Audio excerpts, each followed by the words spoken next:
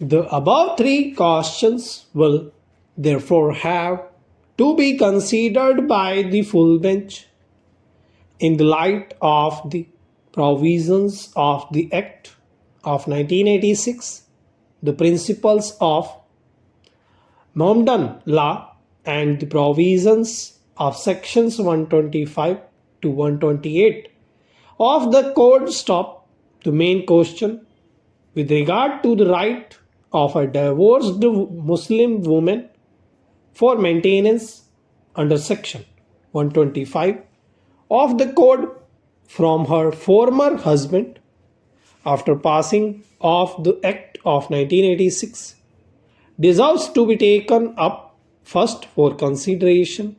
Hints around section 3 of the Act. Stop before going to the intricacies of section 3 of the Act of 1986.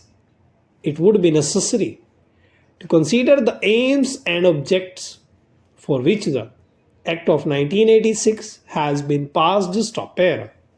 The decision of the Supreme Court in Muhammad Ahmad Khan versus Bano Begum for short Shah Bano case created a furor among the Muslim community of India, who agitated strongly against decision on the ground that it sought to abrogate the principles of Muslim law with regard to maintenance payable to a divorced Muslim wife. Stop.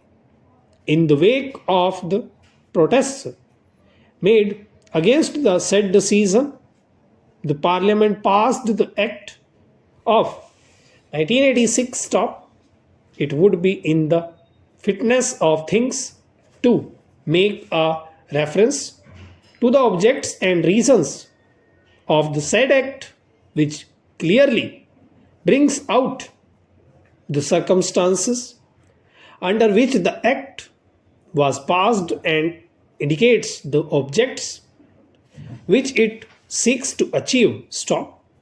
A perusal of the statement of objects and reasons shows that in the very first sentence it is stated that the Supreme Court in Shah Bano case has held that although the Muslim law limits the husband's liability to provide for maintenance of the divorced wife to the period of iddat, it does not contemplate or countenance the situation envisaged by section 125 of the code. Stop.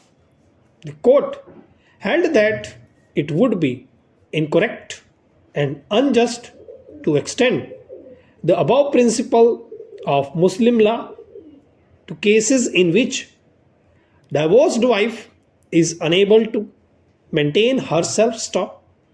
The court therefore came to the conclusion that if the divorced wife is able to maintain herself, the husband's liability ceases with the expiration of the period of iddat.